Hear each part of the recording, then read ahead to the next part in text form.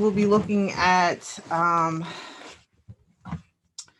probably, I would say that this qualifies really for just like last week or last month, I'm sorry, like a Torah for Women 101 type of a thing where just kind of going through really key parts of Torah that I think a lot of times gets lost in the experience. Last time we talked about being light. This time we'll be talking about being holy, and the holy versus the profane. This is really one of those first lessons I remember learning from Elder Bina a long time ago. Speaking about how the world and everyone wants to be common. They want everything to be common. And that we need to have a firm grasp on the fact that there's a difference between the holy and the profane. The two are polar opposites. They can't occupy the same space, just like the East is as far as the West. The two shall not meet. Their paths cannot meet. You cannot be in the middle.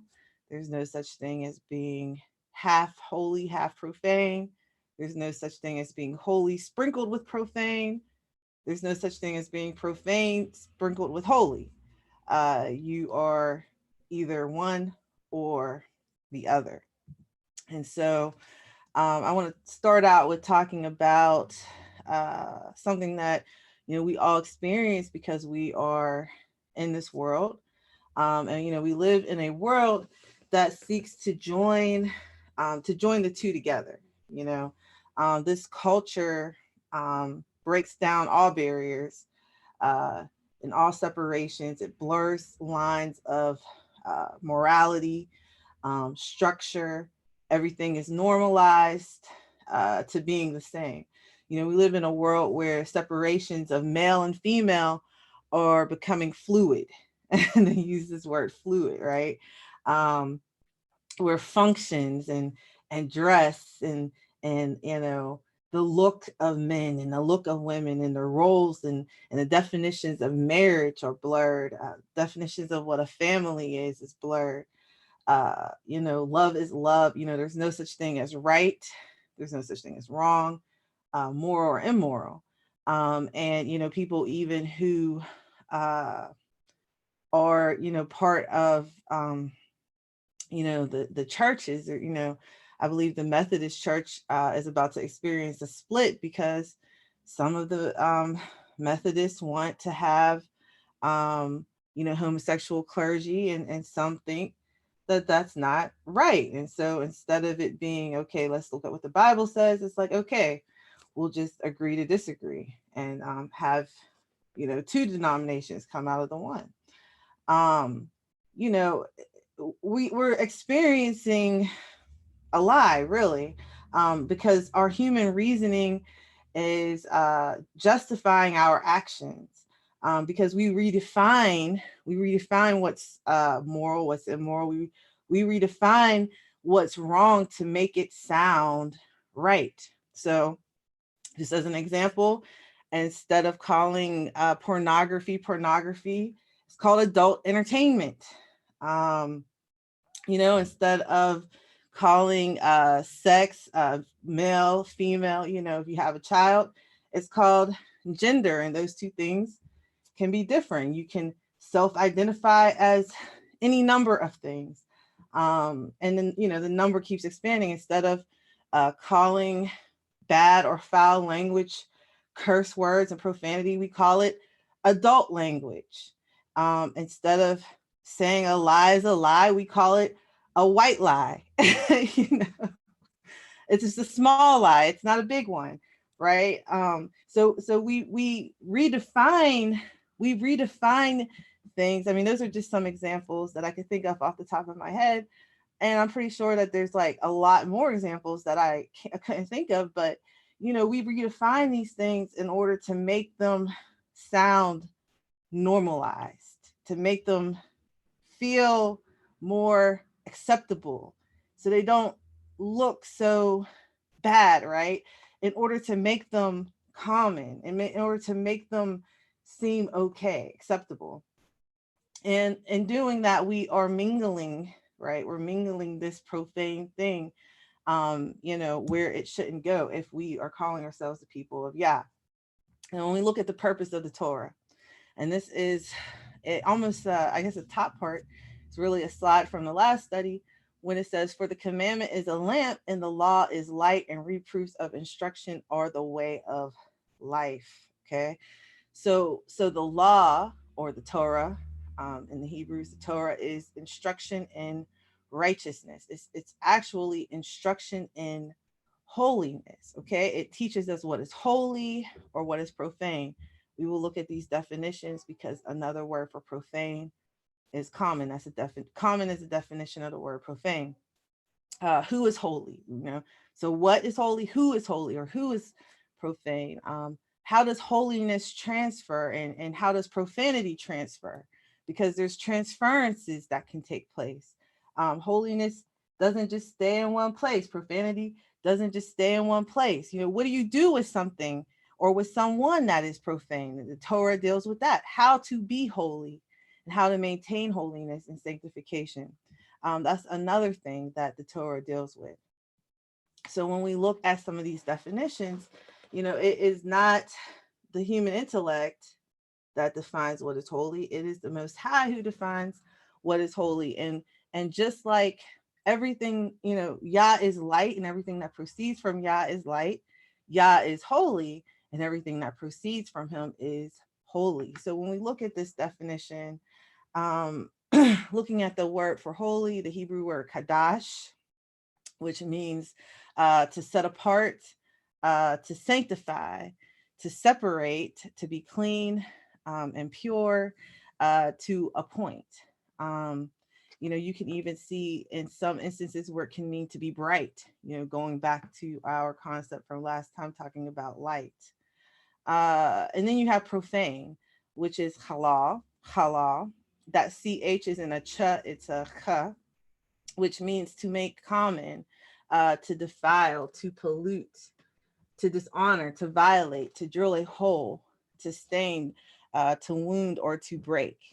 And when looking at this word, I think one of the most interesting definitions on the list, to me at least, is to drill a hole. So you take a wall, and that's kind of why I chose this picture of a wall here.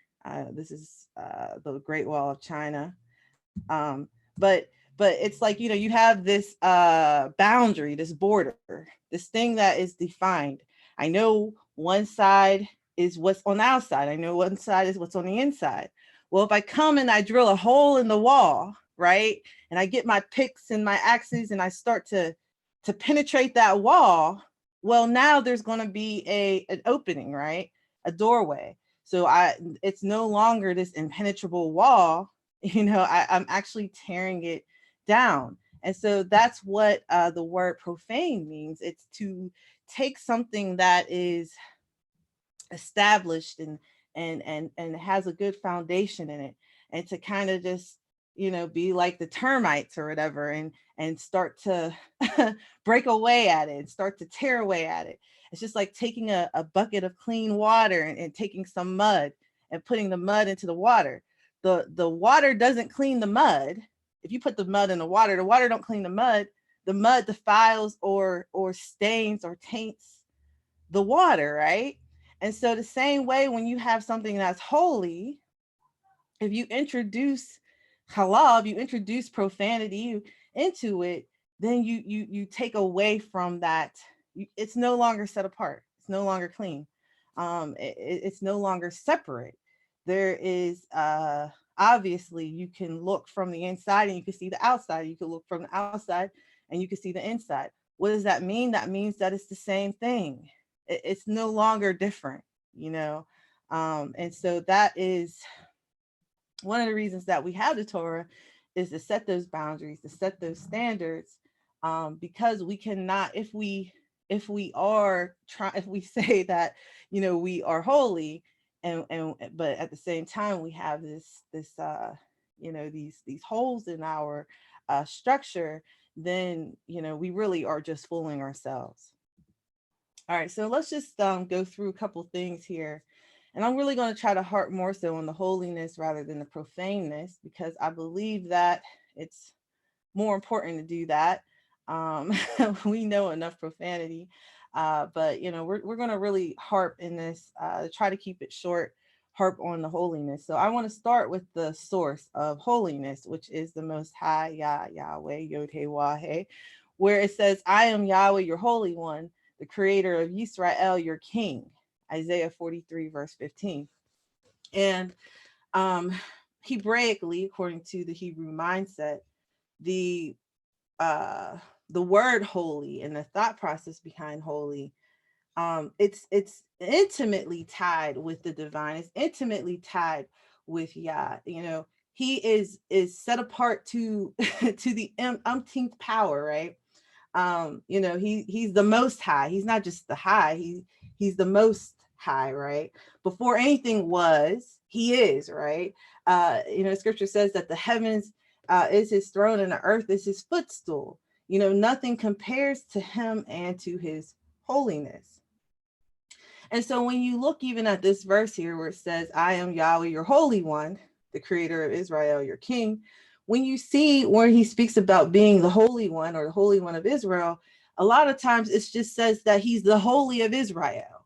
Or when he says he's the Holy One, he just says he's the Holy in Hebrew, literally. I am the Holy. You know what I mean? Like, I don't even got to say one. I am the Holy. That's what the Most High is. And every single thing that comes forth before him is holy. At his throne, the angels cry, holy, holy, holy, right? And the elders, they cast down their crowns. There is no such thing as profanity at all in the Most High, just like there's no such thing as darkness in the Most High. You see, these concepts kind of tie in with each other. Yah is infinite light. He is infinite holiness. And so, what does he expect of his people? Okay, so now we're going to get to talking about us, right? Who we are as his people. We are holy. Remember the word Kadash? Taking that a little step further to applying it to his people, we are called the Kedoshim, the holy ones, okay? That's what that means. And so when you see here, and ye shall be holy unto me, where it says holy, that word in the Hebrew is Kedoshim. You shall be Kedoshim, holy ones, plural, right? And ye shall be holy unto me, for I am Yahweh, for I, Yahweh, am holy, and have severed you from other people, that ye shall be mine. That's Leviticus 20, verse 26, okay? So when we talk about Kedoshim, we're talking about a set apart people. We're talking about holy ones. So of course, Yah, he is holy. He is HaKodesh. He is the holy, right? And his people likewise are holy ones.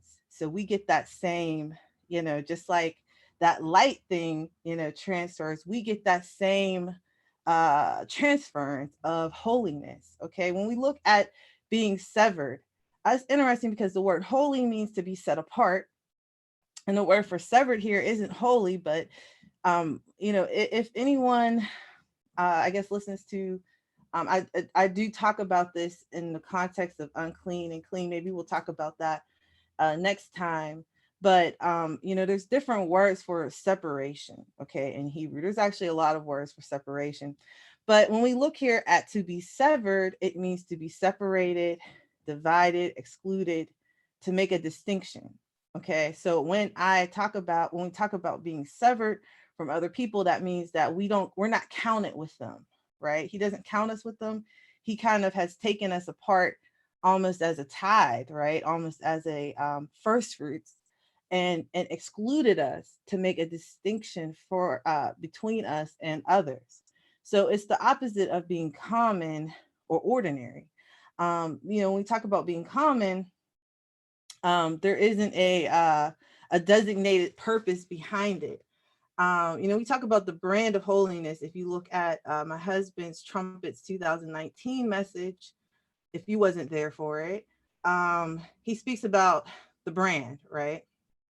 It says here, Deuteronomy 7 verse 6, for thou art a holy people, kedoshim, unto Yahweh thy Elohim. Yahweh thy Elohim hath chosen thee to be a special people unto himself above all people that are on the face of the earth. We talk about the brand of holiness. I was thinking about how Aldi has kind of, I almost can't call Aldi generic. Well, I mean, it's obviously generic. But when I think about generic, I think about when I was a child and we would get like potato chips from like the generic chips. People like Maya probably don't remember these chips. They came in a white bag, okay? And all it said was potato chips in like black, just like how this kedoshim is right here. It just said potato chips across the bag in like bold Arial font, okay? It didn't say anything else on the bag, okay? It didn't have a brand, okay? You didn't even know what you was eating. You just ate the chips. I remember saying, Mom, where's the Lay's? And actually, I was at my grandmother's house. I'm like, where's the Lay's at? I know brands, right? You get the ketchup, and the ketchup's this plain white label with ketchup on the crop. Maybe not even ketchup, maybe tomato condiment or something across the top, right? And it's like, let me see. Okay, I remember those bags. Yeah, I mean, now you go to Aldi and they have defiled the whole non-brand thing, because it's like it's cheaper, but the bag looks beautiful and there's potato chips on it and little brush if you get the barbecue ones with some barbecue sauce on the brush. You didn't get that back in the days. Back in the days when you talked about an off-brand product, it didn't have any pictures. It wasn't beautiful, right? Well, there's a brand of holiness, and I'm not going to go through that whole message because that was a really powerful one. But we have this brand of holiness that if we go out here and we don't represent, now we are bringing down the brand. So people will be like, oh, I don't even really care what they say. Yeah, I know what they do, right? Well, we can't do that. We got to keep that reputation going. We look at Leviticus in your free time or maybe throughout the week. Leviticus chapter 19, verse 1 through Leviticus 20, verse 26. It's 2 chapters long. It sandwiches the phrase holy ones. And between those two verses, those two scriptures, those 2 chapters in totality, you can read about, it lists ways in which we can bring the brand down if we don't walk in the commandments. So there's commandments listed, and I don't want to go through all of them right now because we don't really have time for that, but it's just laws on marriage, it's laws on various things that if you don't walk in these things, you're bringing the brands down. Now it even has some verses in there. The verse about not gathering the corners of your field and your vineyard are in those verses. So it speaks about how to love your neighbor as yourself. If you want to be a holy one, you need to read those verses and see what those things have, or what Yah has to say about the requirements for his holy people. And I don't have this on here, but I believe at the end of Leviticus 20, it talks even about food. And if you go to Leviticus chapter 11, which is the list of the food laws, at the very end, it says, I am Yahweh, you are to be holy, for I am holy. That's at the end of the food laws. And so, some people think that's like a weird place for that to be at, but it's really appropriate because he's saying, okay, I don't want you eating this stuff. I am Yahweh, you're to be holy, you're to be my holy people, my kedoshim. And if you are my holy people, then this is how you're going to, eat. All right, so let's keep it rolling here. Let's talk about the things of Yah. So we talked about Yah himself. We talked about the people of Yah. Let's go and start talking about the things of Yah. I laughed when I put things here because I got Moshe some toys and I said, okay, let's go find some boy things for you at the store. And so now he calls his toys boy things. Well, the scripture actually, yeah, actually calls things that pertain to him things. Okay. Oh, wait, what happened to my video? Okay. Computer. I must have.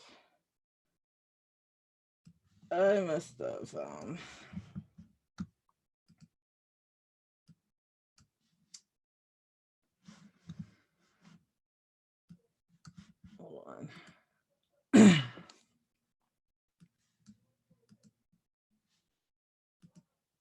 I split the screen out accidentally.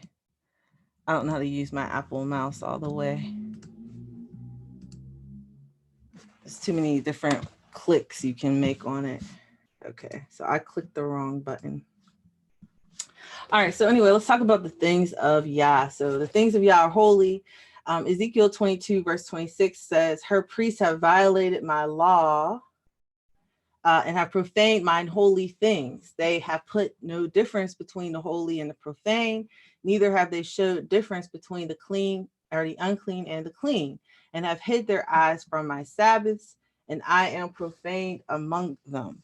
And so Ezekiel 22, when you look at those verses in 22, verse 25 talks about the corruption of the prophets. Verse 26 talks about the corruption of the priests. Verse 27 talks about, verse 25 is the prophets, 26 is the priests, which is right here. 27 talks about the corruption or the profaning of the princes. And verse 29 talks about the profaning of the common people. And so when we look here, in particular, talking about the profaning of the priests who are supposed to be teaching the people holiness and righteousness, they're not making a difference between the holy and the profane. And in doing so, they're profaning Yah's holy things, which pertain to his worship and to his service. When we look at Moshe, and his first encounter with the Most High, the first lesson he learned was that there was a difference between him and Yah. There was Yah made it very clear to him. He came there and Yah says, Moses, and he says, here I am. And then, Yah says, take your shoes off your feet. It says here, what does it say? Draw nigh not hither, draw not nigh hither. Put off thy shoes from thy feet, for the place whereon thou standest is holy ground. So Moses learns, okay, when I encounter, Yah, I'm not on his level, I'm not like him, I got to take off my shoes, Yah made that clear. Okay, let's go here. Anything that comes from him, anything that belongs to him, anything that pertains to him, when he shows up on the scene, holiness arrives. Okay, it's not like there's any, with him, his whole heavenly host is holy, and there's nothing besides him but holiness. This is why he is the holy. This is why the Hebraic understanding of holiness is divine. There is no such thing as an earthly holiness, right? Everything that comes from or belongs to Yah is holy. When we look at some of these things in the scriptures, I just pulled off a list here, but we got the holy place, you got the holy temple. Sometimes if you ever hear me talk about the temple, I normally say the holy temple because there's a whole bunch of temples. But you got the holy place, you got the most holy place, you have the holy vessels, you have the holy altar, the holy oil, the holy incense, the holy ark, the holy gifts, which is the offerings, the holy ground, the holy days, holy convocations on the holy days, right? You have the holy city, the holy people, the holy mountain, the Holy Spirit, the holy angels, the holy scriptures, the holy brethren, the holy women. The scripture speaks about the holy women, the holy commandments, the holy prophets, the holy Yerushalayim. I actually put the holy women there twice accidentally. But I wanted to harp on that because, every single thing, when we look at our role as women, this is a lesson for women, we got to look at ourselves in context of being holy women. Okay, let's move on to the next slide. All right, so this is a continuation of the things of Yah are holy. Leviticus, okay, let's just go here. People can profane the things of Yah. Leviticus 10 verse 3 says, I will be sanctified in them that come nigh me, and before all the people I will be glorified. And of course, that sanctified word is holy. I will be considered or treated as holy in them that come nigh me. So people, human beings, can profane the things of Yah. They can profane the Shabbat, and they can defile the holy place. In fact, on the Day of Atonement, the holy place gets cleansed because of the uncleanness of the people. And if we look at some of our popular, we have I just put 3 examples here of profaning Yah. When we look at Aaron's sons, Nadab and Abihu, they brought profane fire before Yah. And when they did that, they were struck down, by fire that came from the altar.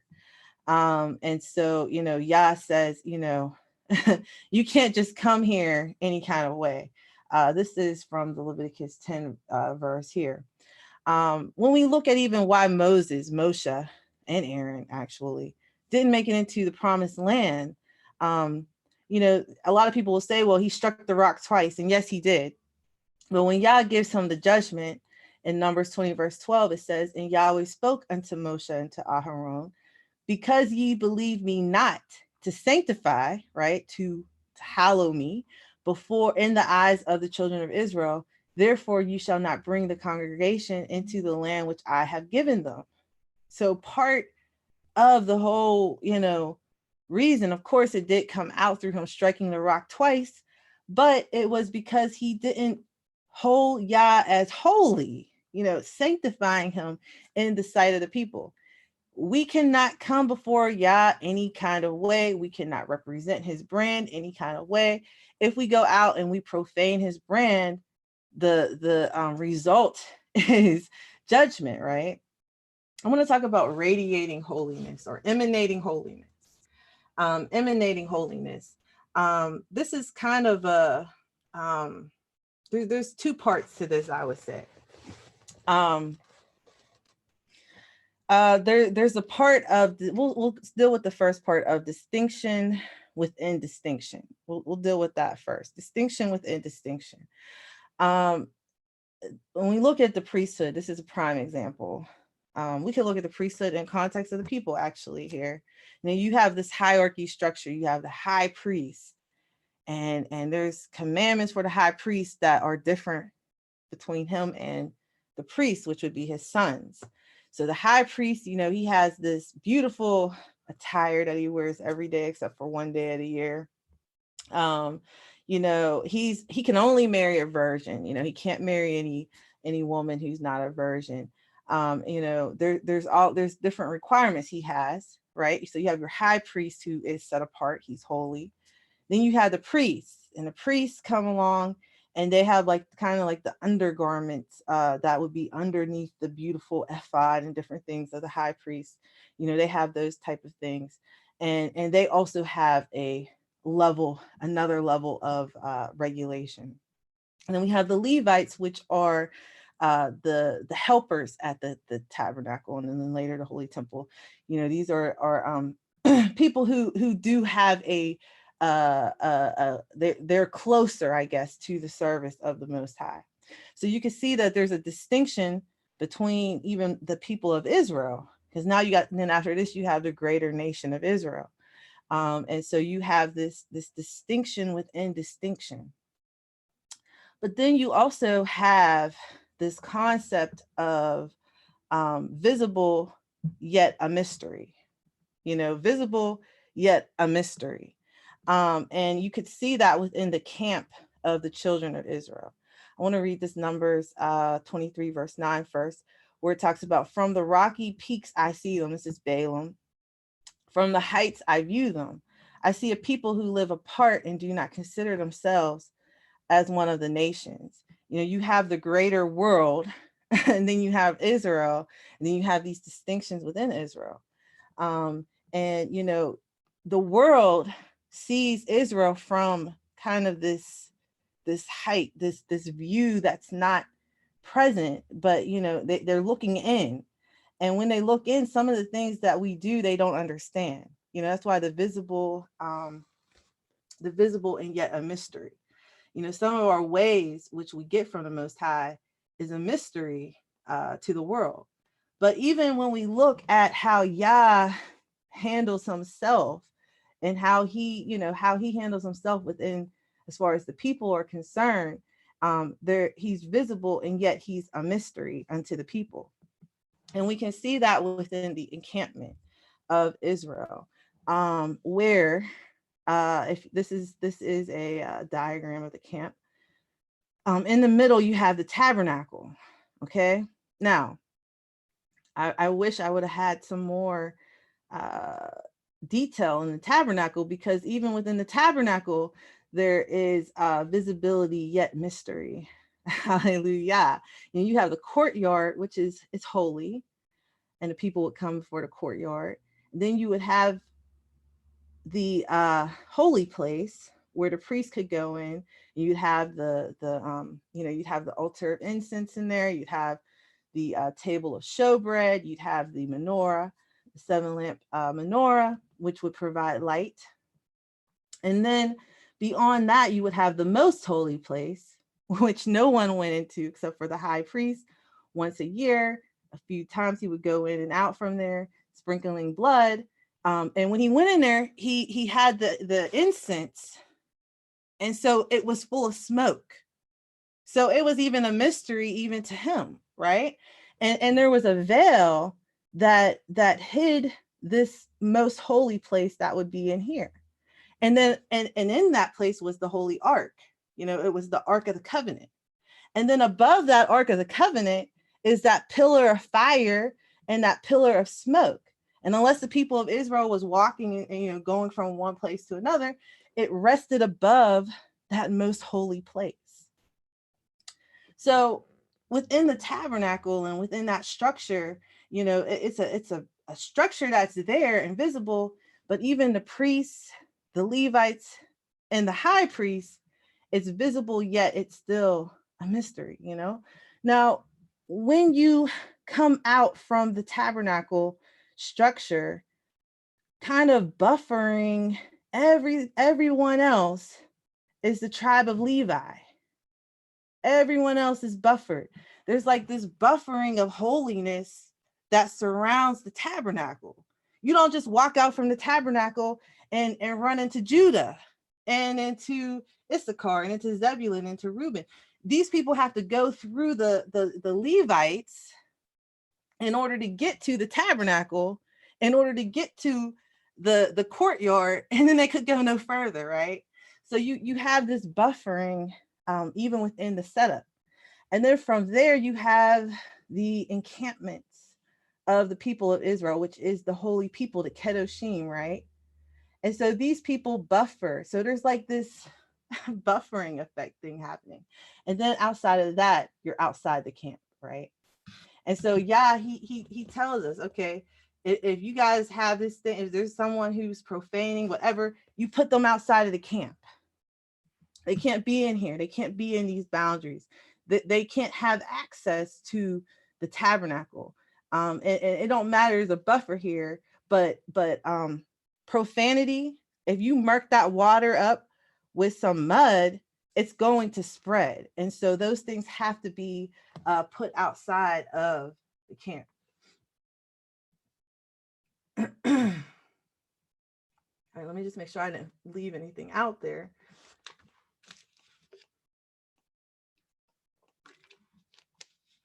But it's interesting, holiness and access, set apartness and access aren't really, I don't want to say they're opposites, but they don't really go together very well.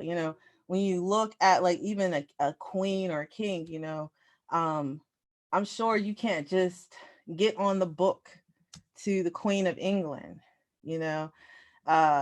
and if you was to somehow get on the meeting list that she would have, I'm sure there's protocol you would follow, and there's people who would tell you, okay, as you're walking through this level, okay, you gotta talk to her like this, you gotta do this is how you stand, blah blah blah.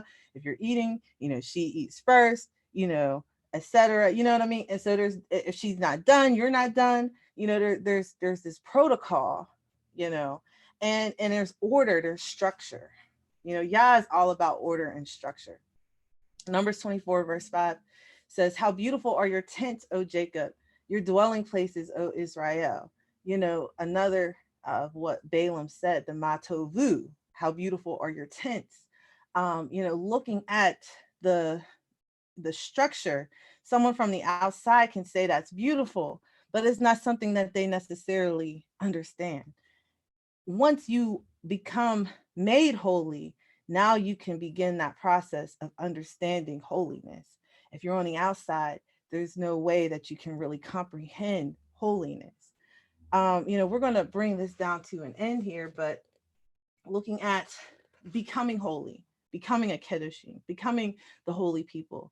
Hebrews 12 verse 14 says, follow peace with all men and holiness, without which no one man shall see Yahweh. People want to see him, but if you want to see him, if you want to experience him, if you want to experience his fullness, then you have to be holy. There's no other way. 1 Corinthians 6 verses 9 through 11 says, know ye not that the unrighteous shall not inherit the kingdom of Elohim? Be not deceived. Neither fornicators, nor idolaters, nor adulterers, nor effeminate, nor abusers of themselves with mankind, nor thieves, nor covetous, nor drunkards, nor revilers, nor extortioners shall inherit the kingdom of Elohim. And such were some of you, but you were washed, but you were sanctified, but you are justified in the name of the Master Yeshua and by the Spirit of our Elohim. So coming from profanity and crossing over into holiness, coming from darkness and crossing over into light, there's this transformation that takes place, right? And so if you're going to come into this holiness, there's a washing, right? And there's a justification process, and then there's a sanctification process as well. I guess I don't know what happened to my slide, but I did have a slide where it talks about justification, which means to be declared righteous, to be declared holy. And so, you get into that's Yah declaring you to be holy, declaring you to be righteous. That's justification. And then sanctification is you actually living out that holiness and not defiling. It's just like if you got your wedding dress and, you don't get that dress dirty, you don't get any spots in it, you don't get any wrinkles in it. You keep it nice and clean and crisp and bright, right? So we get justified and we get cleansed, we get declared holy, and now sanctification is walking out that process. And how do we walk out that sanctification? It has to be by the Holy Spirit dwelling within us, by that Ruach HaKodesh, that spirit of holiness on the inside of us, causing us from the inside out to be pleasing unto the Most High. Yah wants us to be holy, as He is holy. He wants, this isn't like a something He dangles and we can't ever grasp or get. He wants us to be holy as He is holy, if we are His people, right?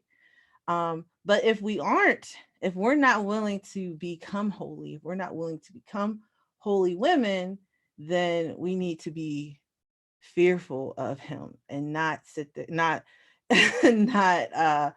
play with fire. You know what I mean? Worship Yah in the splendor of His holiness, tremble before Him all the earth. There's a difference between a woman who is set apart unto holiness, unto righteousness, and a common woman, a woman who doesn't have a purpose, a woman who doesn't have a king, a woman who doesn't have a Torah, a woman who doesn't have moral standards that's according to the Torah, a woman who doesn't have this justification. She's not set apart for certain purposes that's unto the Most High. There's a difference.